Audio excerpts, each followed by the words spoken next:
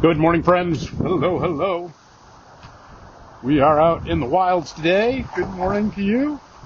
Haven't been out here for a while, so I'm going to go for a little walkabout. Although we have had better days for it. Hope you're doing great on this beautiful day.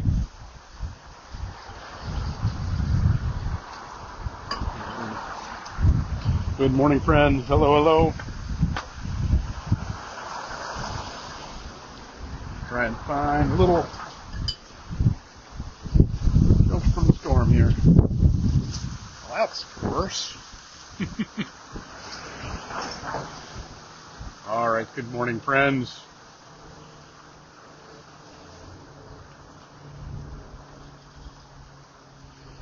Good morning.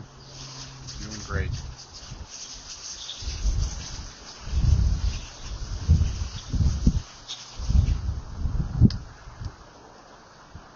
All right, let's get going this morning. It is the 13th day of May, this Wednesday at 11:11, and I'm glad you're with us and glad you're a part of this journey. We are out here on at the foot of this beautiful church, which used to be Central Congregational Church. Central Congregational Church is famous for two things. Well, it should be famous for more than that, but this building itself is famous for two things. The first, it was the original home of our friend Lizzie Borden. That's right. This Lizzie Borden taught Sunday school in the church that is behind me. That was her. This was her church. This was her congregation, and all of the if you know the great story of Fall River and Lizzie Borden, that. And all of the gruesome details that are encountered with that, she was a part of right here. That this very street over here, and that rock street on which the church sits, was the very church in which her carriage would come down. The very street her carriage would come down to teach Sunday school for a good part of her life. That she was that Lizzie, even throughout, after the trial, after the gruesome murder of her parents, she continued to teach Sunday school. And it was a good Reverend Buck, who was actually a progenitor of Bucksport from Maine. So that was her solid and always stalwart defender. So it's famous for that. And the second thing it's famous for is that they shot a Aerosmith video here. I think it's Crying, years ago. And it's something to think that, these houses of worship that are long a part of the traditions of the church, that they might be at some point these places that are clearly in need of repair.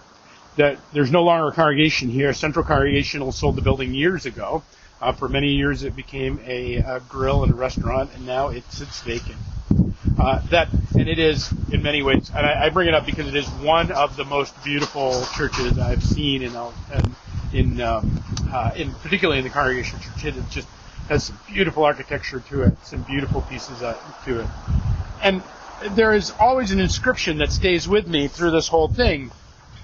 Because that is on the side of the building that's right behind me. Maybe you can't see it because the camera is inverted, but there is an inscription right up here that goes across, and it is from the Psalms, and it says, "Seek the Lord while he may be found, and come to him while he is near."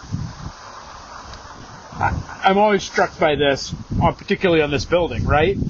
That it finds that there's something even more prophetic about this. That here is this place that famous and storied people were a part of its tradition, and yet in it it no longer worships a congregation. In it no longer is raised up the name of God. That it is while its beauty and architecture and arches and doorways still have the symbols and the beauty of Christendom within it, there is no beating heart of a congregation, but the meeting house lays bare. And that the fact that on this very building, like it's so funny that this, of all the Psalms that could be quoted, it is that one right there. Seek ye the Lord while he may be found, and call upon him while he is near. Friends, I don't think this is just maybe a little living morality tale, although I think in some ways it is. I think it's also the invitation from the psalmist from thousands of years ago to come to our invitation right here and right now. What does he mean by this? What does this mean? It doesn't just mean, go to church. That's not what I'm talking about. Be a part of a congregation that needs you. That's not what I'm talking about nearly as much as what I'm inviting us to is to embrace the good of the day. To embrace the true things of the day. That whatever your day will bring you, each day will bring something different. Each day will bring something wonderful, profound, horrific, whatever it may be. But in it is the opportunity to seek God in each part of it. That no matter where we find ourselves, whether we find ourselves laid up in bed, we find ourselves on a beautiful day, ready to go conquer the world, we find ourselves in despair, there is still a place in that to seek the Lord while he may be found. That to seek him out. That if we're in despair, to come to him and ask, Lord, my heart is heavy. Please move. Remove the spirit from me. If we're filled with joy, we can come to him with thanksgiving and reach out. If we are somehow lost or broken or confused, we can seek guidance out of the darkness. And that doesn't mean it's all going to come and it's all going to all going to happen, bippity boppity boo. That's not the point.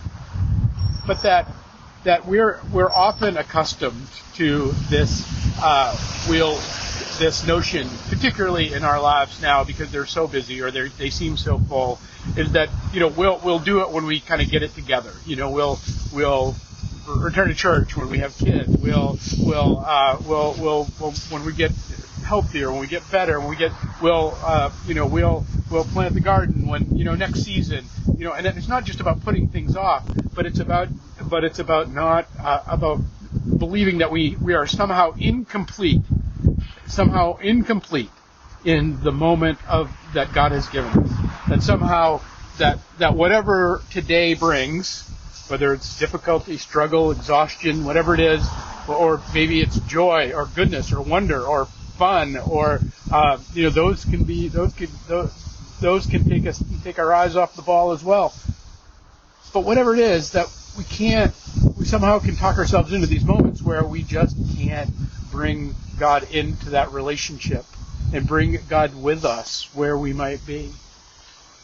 And because there's plenty of things in this world that are going to, make us want to hide because we're born hiders. We are born hiders.